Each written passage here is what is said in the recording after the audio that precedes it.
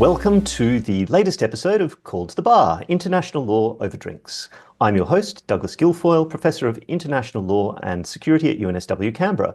Today we're actually recording, though this episode won't go out on Valentine's Day, and what better love-in to be discussing than Aukus, the trilateral security partnership between Australia, the United Kingdom and the United States. What is it? What is it meant to do beyond replacing Australia's ageing submarine fleet? And what are the international law issues and implications?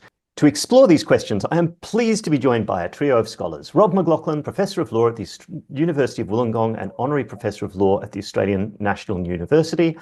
Dr. Monique Cormier, Senior Lecturer in the Monash University Faculty of Law. And Dr. Natalia Jevglevskaja, Research Fellow at the Faculty of Law and Justice at the University of New South Wales. But before we begin, I remind everyone listening that in these informal conversations, we are, as always, speaking off the cuff and without benefit of footnotes, and nothing we say should be taken to have been thoroughly peer-reviewed. In addition, in this particular context, I should also underscore that everyone speaking today is doing so in their personal academic capacity, and their views should not be taken to represent those of any employers, past or present, or organisations with which they may be associated. But before we get down to business, we have two traditional first questions. First off, noting the hour on a Friday afternoon, what's your drink? Rob, do you have a beverage in front of you this afternoon? So I do. I just had a cup of coffee, but usually it would be a Talisker single malt.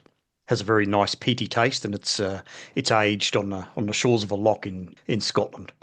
Lovely. Monique? I've just got a glass of water at the moment, but at the moment my summer drink of choice has just been rosé.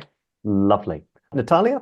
In my case, it's always bubbles, but given certain circumstances, it's basically bubbly water, just bubbly water. Terrific. And at the moment, I've got the dregs of a mug of tea in my gargantuan West Point mug, but I'm probably completely over-caffeinated. So if I sound jittery this afternoon, that's what's going on. So I'm trying to switch to my traditional podcasting drink, the San Pellegrino Limonata. Okay, now, none of you have been on the pod before, and we usually start by asking new guests, how did you get into international law? What career path brought you to your present job? Given that there's three of you, we'll try to keep answers brief, but our listeners always appreciate a bit of insight into others' career paths in law. So Rob, I'll kick off with you. Okay, so I spent a career in the Navy first, and the first part of that career was as a ship driver, and the second part was as a lawyer. And so when I finished in the Navy, I worked for the UN doing counter-piracy for a few years, and along with Doug there. And then I went into the academic world after that. So that's how I arrived here. Terrific. Monique? Well, I went to an international school as a kid, so I wanted to study international relations at uni, but I got the marks to get into law, and I was advised that maybe qualification in law might be more practical. So I did a double degree in law and international studies at Adelaide Uni. I had very little interest in law, very little clue about what I was getting myself into. And I think so it's fair to say I didn't really like law until I started doing international law electives. And so at that point, I knew that I wanted to have a career that had something to do with international law, even if the precise shape of that career was not really foreseeable. And I kind of fell into academia by happenstance in my early 30s, but it's allowed me to really keep working on some interesting international legal issues. Terrific. And I've actually introduced you, Monique. You have spoken briefly on the podcast before on the New York State double conference episode, but we were interrupted by a lot of wind. So it's right. Nice to be recording under more controlled conditions. Natalia? Well, some time ago, I don't remember how many years, but I was doing my undergraduate degree in law in Germany at the University of Heidelberg. And I believe after participating in the Jessup International Law Moot Court, I was offered a position as a research assistant at the Max Planck Institute for Comparative Public Law and International Law based in Heidelberg. So first it was the WTO commentary to the General Agreement on Tariffs and Trade. And then later on, I moved to the Max Planck Encyclopedia of Public International Law, and I believe I stayed there for about 5 years. But I guess what helped me stay in the area of international law was that for most of my academic journey, I operated within the somewhat monolithic environment of a German university, and Heidelberg University was established in 1386, and also sort of within a proper German law school, where the prevailing belief was that there is only one right way of doing things, namely the German way. And so in contrast, the Max Planck Institute was a breath of fresh air in many ways. With its constant influx of international visitors and scholars, it offered a perspective which I sort of considered much closer to reality. And I believe once you find yourself among international lawyers, I believe you always stay with international lawyers. And so after Heidelberg, I did an LLM in the Netherlands, the heart of international law, and then ended up doing a PhD in Melbourne. And again, once in Australia, I believe you forever stay in Australia. I've met here so many brilliant lawyers from all parts of the world. And so here I am. Terrific. That's a really interesting journey. But I know it starts with the Jessup Moot, which is not an uncommon theme in these conversations. Anyway, time is always against us, so let's press on to Aukus. Now, first, I should note that this is not a strategy or politics podcast. I will note for international listeners in passing that there has been debate in Australia about the wisdom or prudence of the submarine procurement side of Aukus, with what is commonly said to be a price tag of 268 billion Australian dollars or more between now and the mid-2050s.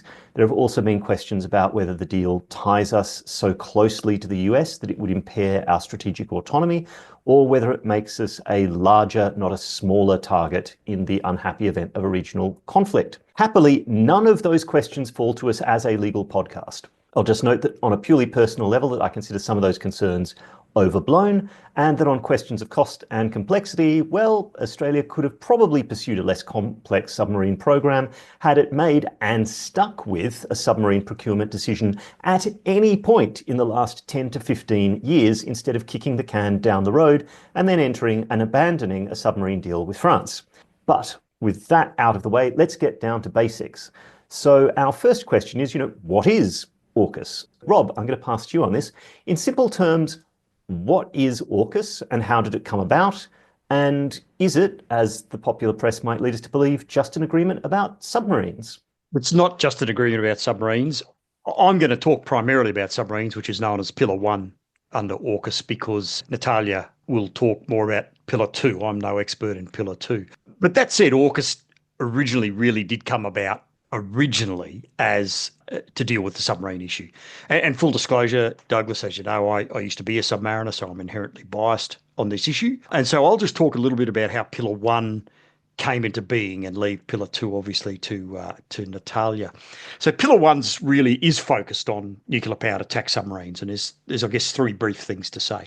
First, it's important to understand that in naval and strategic context, submarines are pretty much the ultimate deterrent, because they talk today about the entire surface of the Earth being relatively transparent to sensors, different types of sensors. Well, the oceans are the one thing that isn't yet transparent, and it's unlikely, given oceanographic variabilities, to ever be transparent. So that means submarines are the one thing around that can probably remain undetected, and that means they create question marks in the mind of any adversary as to whether you're in a position to respond should they do something that you don't like. They're also a very good intelligence, surveillance, and reconnaissance platform. The second point is that Australia has long been in the submarine business since we were in the submarine business in World War I, World War II, but post-World War II, we've had a capability since the 1970s. And this means, as you pointed out, that we need to, build or acquire a new type of submarine every 25 to 30 years. And as you said, we reached that point a while ago, and there was a plan to build a French-designed submarine, the attack class. But that submarine was going to be a conventional submarine, which means it's a diesel-electric submarine. So the third point in summary is that as we've seen regional instability grow, and noting the increase in some of the anti-submarine warfare capabilities in our region in particular, the operational environment for conventional boats, diesel-electric boats, has become really, really more difficult. And that's because conventional boats need to snort. And by that I mean they need to come to periscope depth, put up a mast to suck in air, run their diesel engines, and use those diesel engines to recharge their batteries. Then they can dive again and or go deeper from periscope depth and run on their batteries. But what that means is, whilst they're snorting to recharge the batteries and running the diesels, they're quite vulnerable to detection. And they're also quite limited in speed, because at high speeds you'll exhaust your batteries very quickly. So, and also, of course, because they use diesel, they need to refuel often. By contrast, nuclear-powered attack submarines don't need to snort. They can remain deep at safer depths, and they can escape at high speed for an almost limitless time, because a highly enriched uranium SSN reactor basically will provide power, unlimited power, to the submarine for 25 to 30 years without refueling. Without refueling. So really, for Australia, AUKUS comes about initially, certainly in Pillar 1, because nuclear-powered attack submarines are really the more logical and realistic answer to our strategic circumstances, compared with our tradition of using conventional boats. So that's how we got to Pillar 1. Terrific.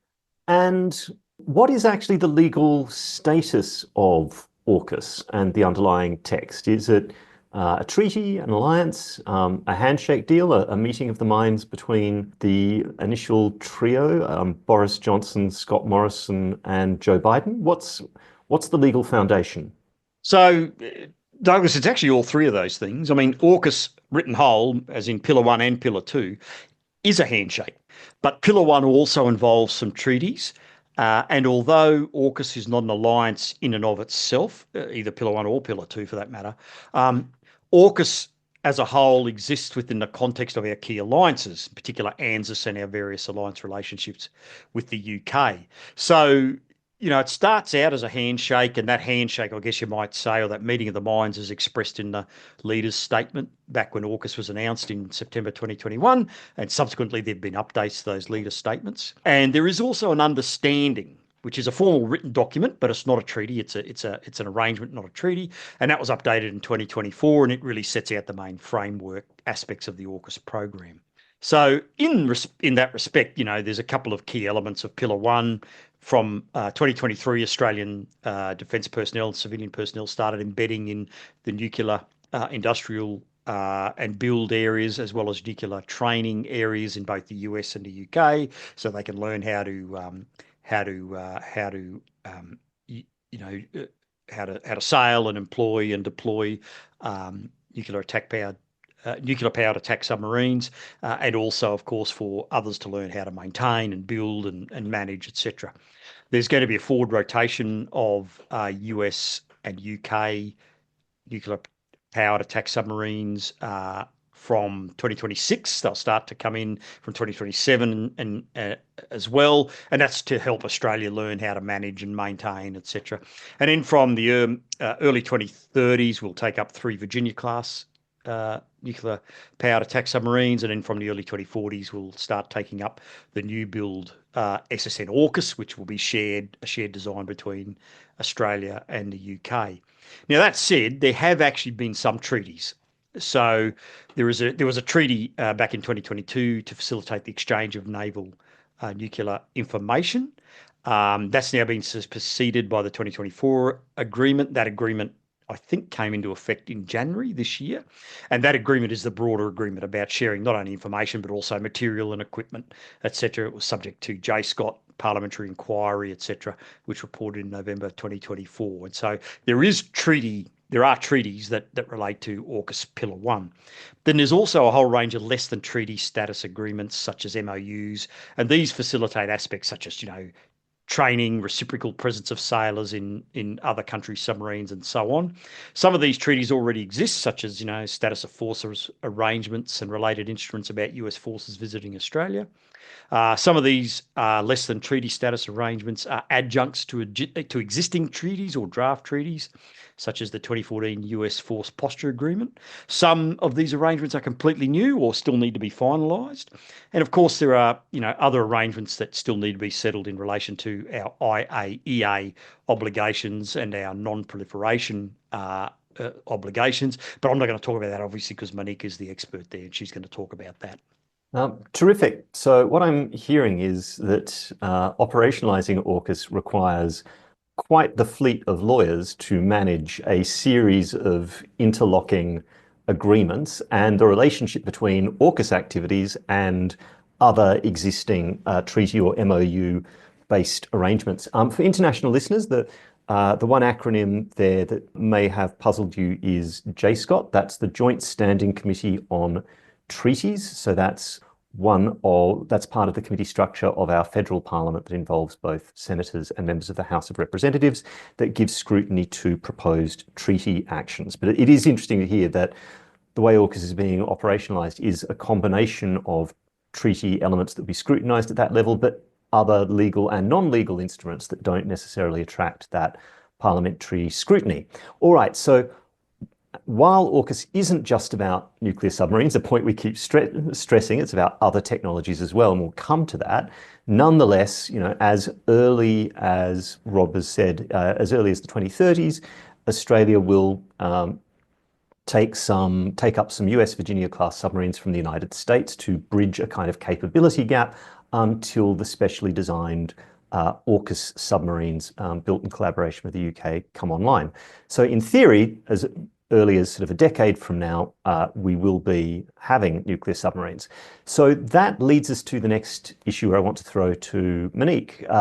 Two big areas of legal concern around AUKUS appear to have been, first, whether this has any consequences for Australia's nuclear non-proliferation obligations. And Rob's already mentioned the International Atomic Energy Agency and our agreements with the IAEA, but also second, the environmental and security concerns relating to nuclear submarines of neighbouring states like Indonesia.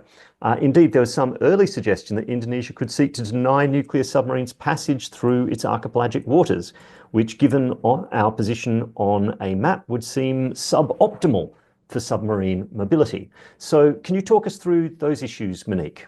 Yeah, sure. So look, I'll say at the outset that there isn't really an argument to be made that Australia's acquisition of nuclear-powered submarines is unlawful. I mean, China tried it for a little while, but under the Nuclear Non-Proliferation Treaty, Australia has the legal right to use nuclear material for peaceful purposes, as long as it allows the IAEA to monitor that material to ensure that Australia doesn't divert it to the development of nuclear weapons. And that's obviously because as a non-nuclear weapon state, the Non-Proliferation Treaty prohibits Australia from acquiring nuclear weapons. And so obviously these nuclear-powered submarines are not going to be nuclear armed, and Australia has made it very clear it has no intention of developing or acquiring nuclear weapons. And so the controversy in relation to AUKUS, particularly the Pillar 1, it hinges on a couple of factors. The first is that at the moment, the only states that have nuclear-propelled submarines are states that have nuclear weapons. So Australia will be the first non-nuclear weapon state to acquire naval nuclear propulsion technology. And the second is that the use of nuclear material for propulsion in military vessels falls within what has been termed a grey area in the IAEA's verification system. So I said that Australia and all other non-nuclear weapon states have the right to develop and use nuclear material for peaceful purposes under international law, as long as that material is safeguarded by the IAEA. But the same verification and safeguarding system doesn't apply to nuclear material being used for what's called non-proscribed, non-peaceful purposes. So in other words, if the non-nuclear weapon state wants to use nuclear material for a military purpose that doesn't involve nuclear weapons, which are clearly prohibited, then not only is that state allowed to do so, but it can also negotiate what is called an Article 14 agreement with the IAEA to prevent the application of standard safeguard and monitoring procedures to that material. And the rationale for this is to protect classified military technology. States don't want the IAEA sort of poking around in their important military secrets. And this agreement is called an Article 14 agreement because it's the standard provision in the bilateral comprehensive safeguard agreements that non-nuclear weapon states must sign with the IAEA. And that's part of their obligations under the Nuclear Non-Proliferation Treaty. And because Australia is on track to becoming the sort of the first non-nuclear weapon state to have nuclear-powered submarines, although I think it's a bit of a close race with Brazil, perhaps, it's the first time in the nearly 60-year history of the Non-Proliferation Treaty, or the legal regime in its entirety, that Article 14 has been invoked. So the concern here is not that Australia is going to use Article 14 as a smokescreen to divert nuclear material to nuclear weapons, but that it is instead breaking a long-standing norm and is setting a precedent for other, maybe less scrupulous states that they could follow, particularly because the type of uranium that will power these submarines is highly enriched weapons-grade uranium, which, although I believe genuine safeguards are in place under the Aukus agreement itself that will prevent Australians from even being able to access the nuclear reactors in the submarines. The issue is that perhaps, Iran, for example, could strike a deal with Russia for nuclear-powered submarines and then invoke its own Article 14 to lawfully remove the highly enriched uranium from the oversight of the IAEA and divert it to nuclear weapons. So that's sort of the nutshell version of the nuclear proliferation concerns with the AUKUS. It's not so much any real legal impediments, but there are some other issues that Australia is obviously cognizant of. And as for the second issue that you mentioned, Douglas, yes, I think there have been some regional concerns. Indonesia has perhaps been the most vocal regional skeptic of the submarine plan, at least early on it was. And it cited, it said environmental and security concerns, that's sort of the driving factor behind its plan, or its at least proposal a couple of years ago, that it could maybe prohibit nuclear submarines from transiting through its archipelagic sea lanes. Obviously, Douglas and Rob, you guys are the law of the sea experts, so you would have a much better understanding of this than I do. But my understanding is that under the UN Convention of the Law of the Sea, nuclear-powered submarines have the right of what is called archipelagic sea lanes passage through designated lanes in archipelago waters. And so then UNCLOS allows submarines to transit through both straits and archipelagic sea lanes while remaining submerged. There's no requirement for them to surface or reveal their position. And while UNCLOS does impose sort of stricter safety requirements on nuclear-powered vessels, such as obligations relating to radiation safety and notification procedures in case of an accident, they do not amount to giving Indonesia any kind of legal capacity to restrict passage through its archipelagic sea lanes, which of course would be, as Douglas hinted at, quite problematic if they did. So look, I guess the bottom line is that there may very well, and I think there genuinely are, some geopolitical and strategic concerns about Australia's acquisition of nuclear-powered submarines in the region and maybe elsewhere, but there are not any legal impediments to Pillar 1. Terrific. Thank you for that. And yes, I mean, certainly as I understand it, the conventional view is that military vessels can navigate in their ordinary mode through what are called archipelagic sea lanes. So if you're an archipelagic state, these are the lanes that you have either declared specifically and sort of marked on charts for international traffic, or they're the ones that are ordinarily used. But Indonesia's always been a bit funny about this. Rob will correct me if I'm wrong, but I believe they've declared 3 north-south lanes under the convention, and they've run those through the International Maritime Organization, but have always, for whatever reason, resisted declaring east-west lanes, and as a matter of national law have occasionally kind of said, oh, well, if there aren't any declared lanes, you don't get to use our archipelagic waters, which is not what the Law of the Sea Convention says. But I think in kind of their internal view of archipelagic law, the Indonesian view on these things is a bit different from, how to put it, the more sort of Western English speaking approach to the convention. They sort of see the archipelago as a kind of legal whole, perhaps, in a way that we don't. And I guess that's a question, I suppose, and not an uncommon one, right, of how do you relate your national constitutional law to international law. But I think the view you've put, Monique, is very much the usual one. Rob, anything to add? Anything I've missed? No, that's spot on. I mean, as you said, Douglas, the Indonesians were the first to try and have a designation of their ASLs, but it was agreed to be a partial designation primarily because of the absence of any sort of east-west lane. So it's in the curious position of having 3 designated sea lanes which have been accepted, but also the ongoing existence of these routes traditionally used for international navigation, which normal mode ASLP can be exercised. So that is, as you and Monique have said, that's the orthodox view as part of the package deal that attended, the agreement of incorporating the archipelagic states regime into the Law of the Sea Convention. Yep. Yes, and well, I could go on about the package deal negotiations of the UN Convention on the Law of the Sea all day, but that is not today's subject. But it might be something we come back to, as there seems to be a lot of renewed interest in scholarship at the moment about the history of how the modern law of the sea came about. But that is not what we're here to discuss. We are here now to discuss the non-submarine bit of AUKUS, Pillar 2. So, Natalia, could you please explain what forms of cooperation are envisaged under Pillar 2? What's it meant to do? And what are some of the legal concerns that might arise around operationalising Pillar 2? Thank you, Douglas.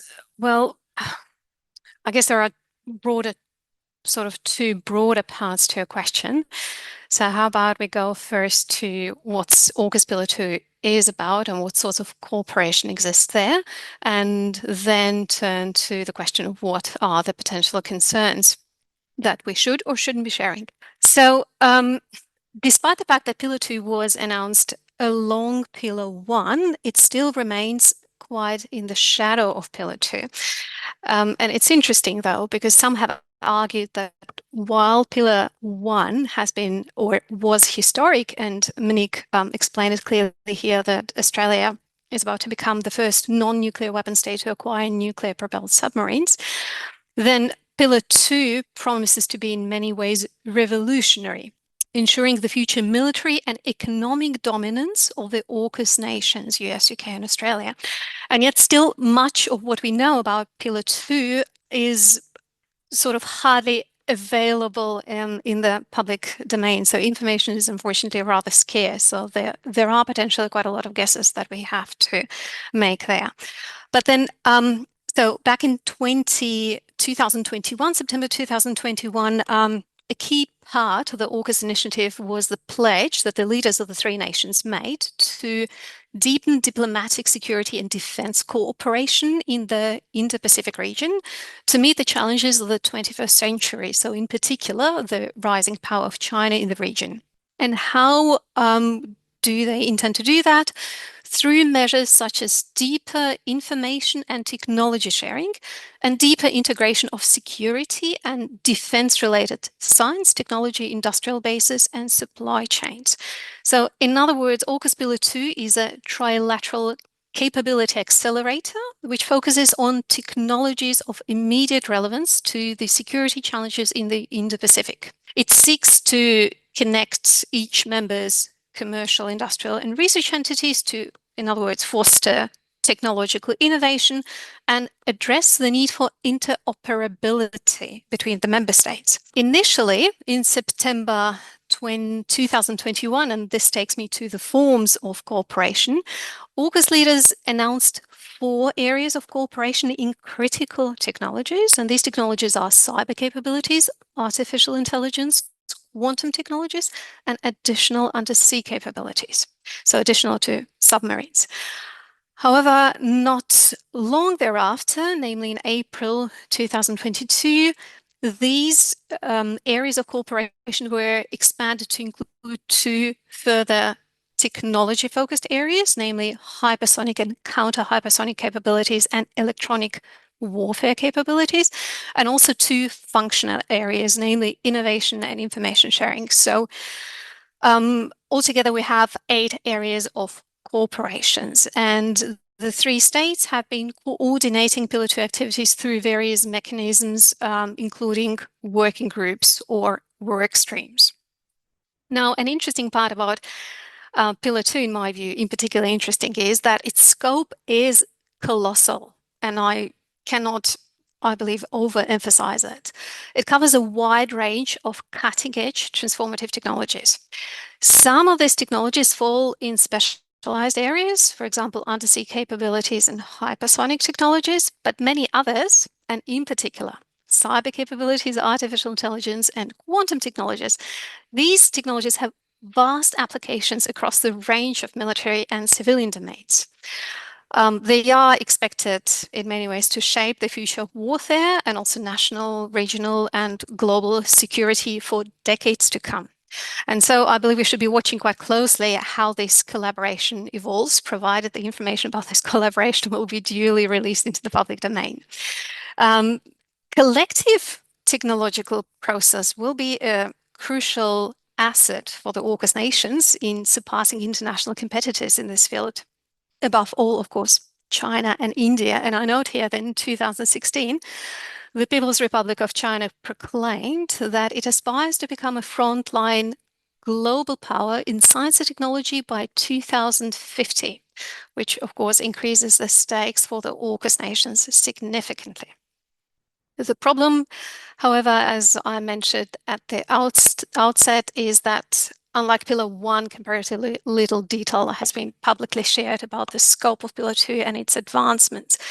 In December 2023, that's my European way of addressing the years, I apologize. In December 2023, Aukus defense ministers confirmed that many Aukus-related advanced capability activities remain classified, and I don't think much has changed since. Now, coming to the second part of your question, in relation to what may be some legal concerns, I believe that before we even come to specific concerns, the starting point for conversation should be when considering initiatives of this kind, Aukus Pillar 2, and the existing international legal framework governing the sharing of weapons technology, perhaps a key question that arises is, does international law pose any obstacles to the technology sharing envisioned under Pillar 2? And is there a risk that because of prevailing strategic considerations and the desire to counterbalance China's and also India's aspirations and progress, is there a risk that existing international law restrictions might be sidestepped or reinterpreted to allow Pillar 2 objectives to prevail? And perhaps the good news here is that applicable international law instruments are unlikely to pose major hurdles to Pillar 2 technology sharing, mainly because relevant international legal framework governing the sharing of military technology is largely based on soft law instruments as opposed to hard law instruments, which allow states discretion in their application.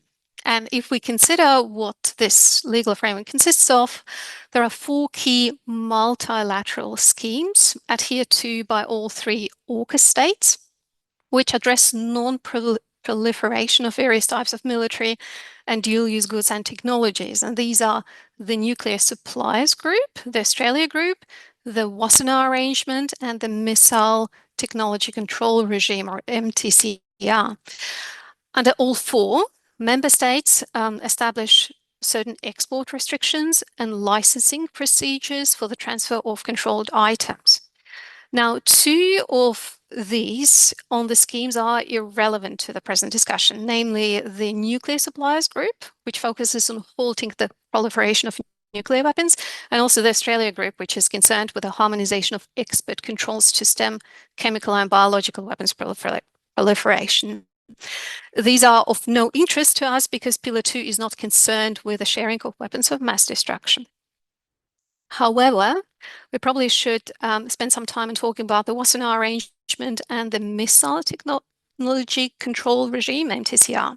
I'll turn to the Wassenaar Arrangement first. The Wassenaar Arrangement on export controls for conventional arms and dual-use goods and technologies serves as an intergovernmental forum. Its goal is to enhance regional and international security and stability by fostering transparency, a greater accountability in the transfer of conventional arms and dual-use goods and technologies. And to that end, participating states regularly exchange information to develop a shared understanding of the potential risks that various transfers may have on existing and emerging geopolitical and strategic security threats. So the ultimate goal is to ensure that through domestic policy and legislation, States do not transfer technology that may contribute to the development or enhancement of military capabilities that undermine the objectives of the Wassenaar Arrangement, meaning regional and international security and stability. And they also shouldn't be transferring technology that could be diverted to support such capabilities.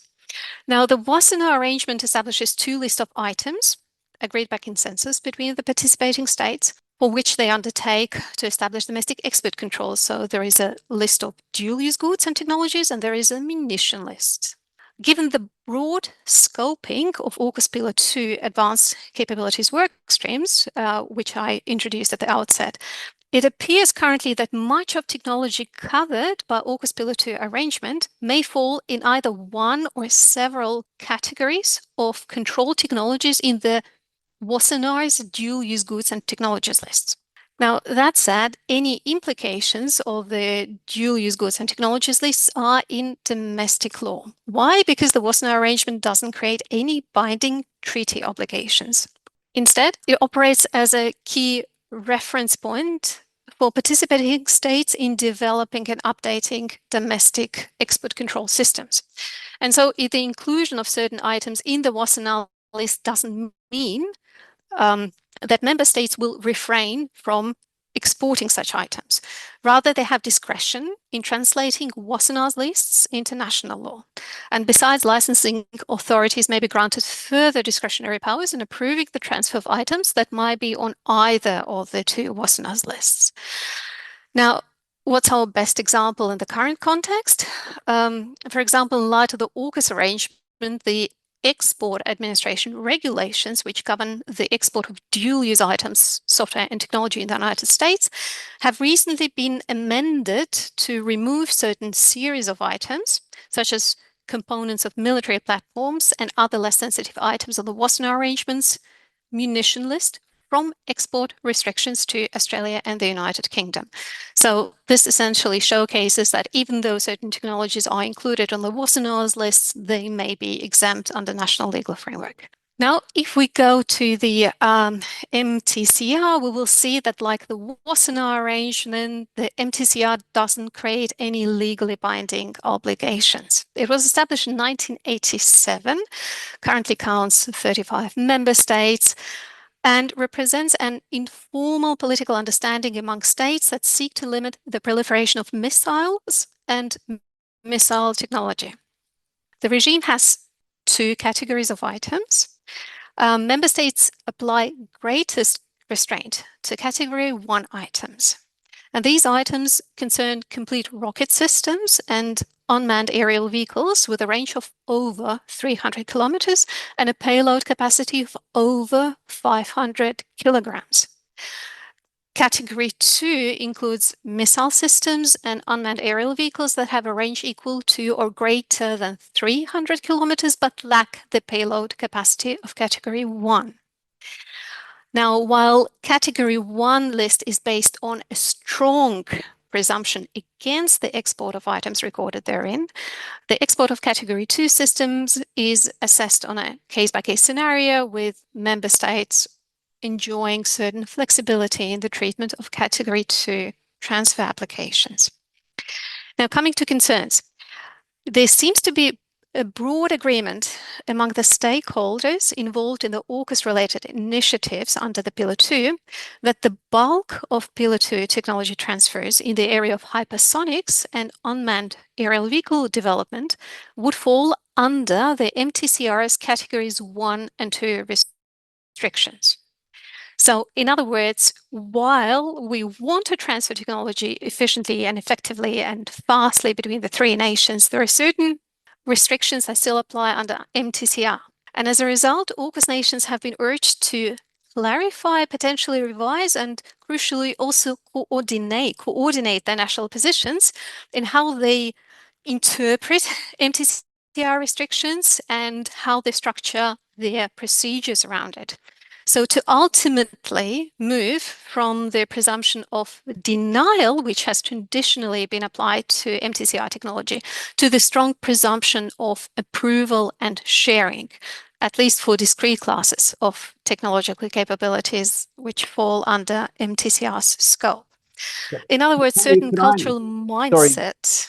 Mhm. sorry, Natalia, could I just jump in there and just sort of sum up a couple of points? So just for our listeners, what I'm kind of hearing from you is that the Wassenaar arrangement and the MTC are soft law arrangements, but that have a certain normative status, right? They exist to exhort restraint in missile and UAV technology transfers and also dual use technology transfers, but they have their bite at the level of national law. So this is one of those examples of where soft law can actually be more effective in some ways than hard treaty law if it is thoroughly domestically implemented. But then the three Aukus states having to coordinate their national positions to allow these transfers to occur. So first, step one is that a reasonable summary of what you've said. But step two, is there any sort of concern from other members of the Wassenaar arrangement or the MTCR that this is undermining norms about how these should operate? Or is everyone else just sort of accepts that three partners in a trilateral arrangement could have this kind of carve out? So step one, have I summarized accurately? And step two, does this have wider normative implications for other members, do you think?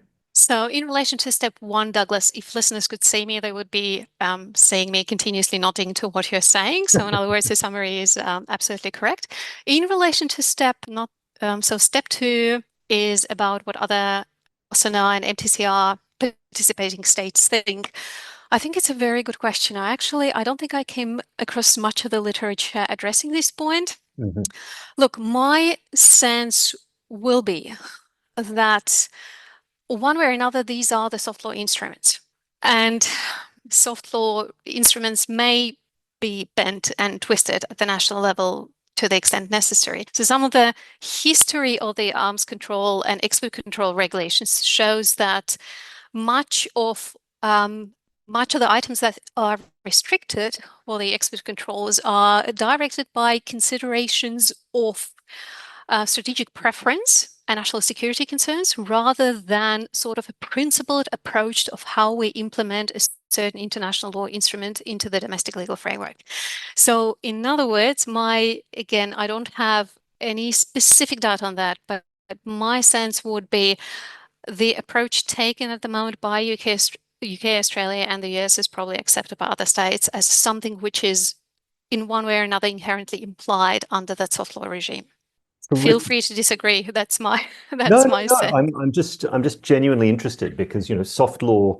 I guess this could be said of treaties as well, right? But soft law works well so long as everyone continues to buy into it. And I was just interested in whether there are any risks that AUKUS might undermine that basis. But it sounds like for the moment not. But as you say, it's one of those things where what do we have to judge it on? It's not like meetings of other various international bodies where you have kind of readouts and transcripts and so on. Look, time is always against. I'm going to move to our sort of wrapping up phase. But in wrapping up, we usually ask a couple of questions. And the first one is by asking our guests for any recommendations they might have for listeners who would like to know more about the topic. Now, each of you have drafted excellent chapters for an edited volume that will be coming out with West Point Press and OUP in due course on these subjects, but we don't have those to hand. So what else can we point people to in the meantime? So what's one thing each of you would like to bring to the listeners' attention? Rob? Douglas, look, thinking about Pillar 1, if any of your listeners, and I'm sure there are many, are of the view, as you mentioned at the start, that this is all overkill and unnecessary, then, one has to certainly respect that.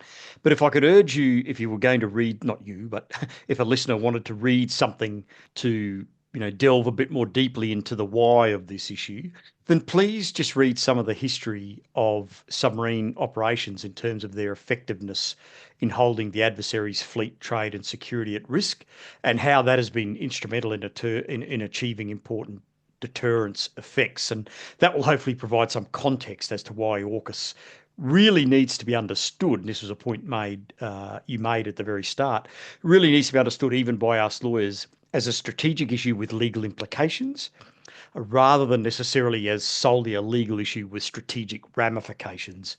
And so I guess that would be my recommendation for some further reading. Anything in particular you direct people to on that kind of history of naval operations? Yeah, so for example, I think there's a couple of really excellent books on the German perspective of World War One, and they both deal with the issues of the wonder weapon that was U-boats, which came around in 1917 as a way to try and break the deadlock on the Western Front. So there's really great books. I'm just trying to scour my memory now.